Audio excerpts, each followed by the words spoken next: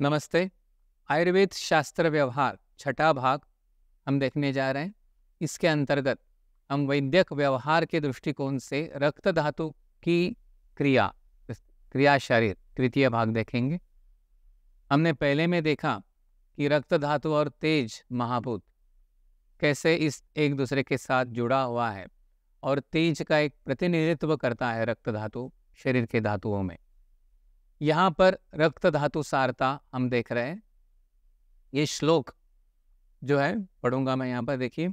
कर्णाक्षी मुख जिह्वा नासा औष्ठ पाणिपाद तल नख ललाट मेहनम च स्निग्धम रक्तम श्रीमद्भ्राजिष्णु रक्त साराणाम। ये हम श्लोक तो पढ़ चुके, इसका अर्थ भी हम समझते हैं। यानी कर्ण, अक्षी, मुख, जिह्वा, नासा, ओष्ठ, पाणिपाद तल, नख, ललाट, मेहनम, ये स्निग्ध रहना, ये आरक्त रहना, ये अच्छे रहना, श्रीमद् भ्राजिष्णु शोभनीय, नाइस टू लुक, इस तरह से रहने वाला, ये जो है ये रक्त सारत्य के लक्षण है। जहां पर हम सारता देखते हैं वहीं पर उसकी असारता भी देखनी चाहिए। जो ये सब जो स्थान बताए हैं ये रक्त धातु के परीक्षण स्थान के तौर पर जरूर याद रखिए। कर्ण पर यानी कर्ण की पाली जो बाहर का भाग है वहां पर होने वाली व्याधियां, अक्षी में, मुख में, जिह्वा, नासा, ओष्ठ, पाणिपाद तल, यहाँ पर होने वाला कुष्ठ या कंडू या कोई भी लक्षण है तो इसमें रक्त धातु का विचार अवश्य कीजिए और उसके लिए हेतु जरूर ढूंढिए। तो ये जो महत्वपूर्ण भाग है ये रक्त धातु के स्थान है। काफी सारताएं ऐसी है कि जो शरीर को बल प्रदान करती है, लेकिन रक्त धातु सारता जो है ये सौकुमार्यम अनति बलम अक्लेश सहिष्णुत्वम, इस तरह से लक्षण देने वाली है। यानी रक्त धातु सारता शरीर को हमेशा बल देने वाली रहेगी, इस तरह से नहीं, ये सौकुमार्य देने वाली है, अक्लेश सहिष्णुता देने वाली। सुश्रुत का रेफरेंस देखते हैं। बाकी सब चीजों के अलावा यहाँ पर तालु एक स्थान का अलग उल्लेख आया है।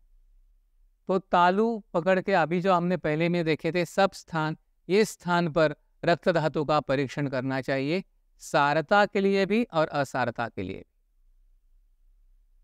रक्त धातु में स्वादुता बताया है, सारंगधर का ये रेफरेंस आप देख लीजिए। रक्त का जो माधुर्य है ये माधुर्य सामान्य माधुर्यता की तरह नहीं है, उसमें स्निग्धता है, गुरुता है, लेकिन सिर्फ शीतता नहीं है, यहाँ पर तेज के साथ रहने वाला ये माधुर्य।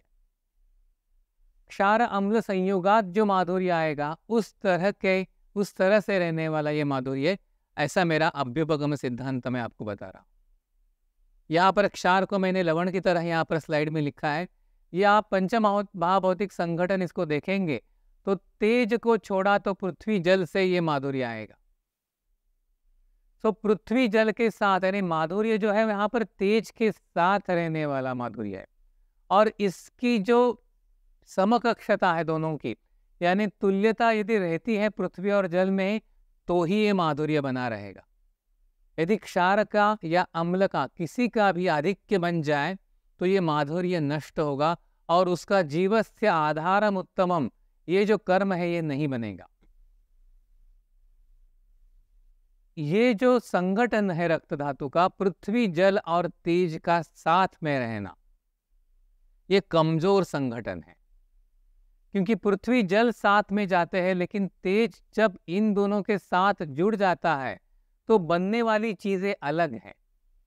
तो इसमें बदलाव रसात्मकता के रूप से या गुण संग्रह के स्वरूप से आने वाले जो है वो काफी बार आते हैं, अल्प हेतु से भी आते हैं। सो अल्प हेतु से जब संगठन में बदलाव आने लगता है तो ये विकृत होने की चेष्टा बहुत तुरंत करता है। इसलिए सीमा पर रहने वाले बहुमत से जिस तरह से कोई सरकार बनेगी या गिरेगी या राज्य करेगी, उसमें जो कुछ संवेदनशीलता रहेगी उस तरह से संवेदनशीलता रक्त धातु में रहती है। और वो लवण और अम्ल के संयोग से जो बनने वाला माधुर्य है उसको संभाल कर ही रखने से ही ये प्राकृत स्थिति में रहेगी, अन्यथा ये न रह पाती। इसलिए ये जो संवेदनशीलता है, ये संवेदनशीलता से हमें दोषवत प्रकोपाभास इसमें रहता है। इसलिए कुछ लोग एकांतिक मत से रक्त धातु को दोष हैं इस रूप से देखते हैं, लेकिन ये स्पष्टतः संहिता में बताया गया त्रयो एव दोषः, 3 ही दोष है। रक्त धातु की संवेदनशीलता यहाँ पर समझे तो ये दोष क्यों नहीं है ये हमें समझ में आ जाएगा। लेकिन फिर भी 3 दोष है, रक्त दोष नहीं है। ये मैं फिर से पुनरुच्चार करता हूं। फिर भी वैद्यक व्यवहार में यदि रक्त दुष्टि आवश्यक भावी ज्यादा है तो दोषों के परे जाकर रक्त की अलग चिकित्सा करना अनिवार्य होता है। और जब तक आप रक्त की चिकित्सा नहीं करते, रक्त को एक संभावित प्रमुख भाव है इस तरह से आपके चिकित्सा सूत्र में उसका अंतर्भाव नहीं करते, तब तक हमें जो उपशय चाहिए वो उपशय, स्थिर उपशय हम नहीं मिला सकते, नहीं ला सकते हैं। संप्राप्ति का भंग पूरी तरह से नहीं कर सकते हैं।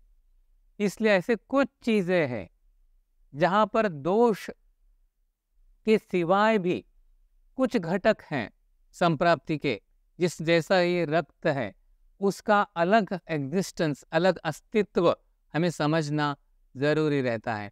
कुछ चीजें हमने यहाँ पर बताई है। दोषों के बिना भी व्याधि हेतुत्व में चिकित्सा व्यवहार के लिए उपयुक्त है।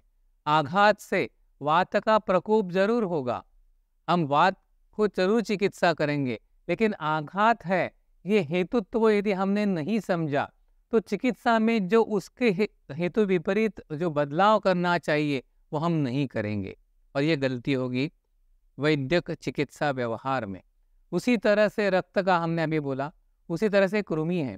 कृमि से दोष प्रकोप होगा, लेकिन कृमि है ऐसा समझना जरूरी है, तो ही चिकित्सा व्यवहार अच्छी तरह से हो पाएगा। वैसे ही ग्रह बाधा है, जनपदोन्वस के जो बताए हुए हेतु है काल, जल, देश, वायु, इसका भी एक महत्वपूर्ण भाग है। मानस हेतु है, विष है और बीज है। यानी हमने बीज को समझा कि बीज, हाँ बीज हेतु है। इसको ना समझते हुए हम यदि दोषों को सिर्फ समझकर चिकित्सा व्यवहार करने की कोशिश करते हैं तो जिस तरह से चिकित्सा व्यवहार जाएगा, जिस तरह से चिकित्सा व्यवहार की साध्यता समझनी चाहिए वो नहीं समझेगी।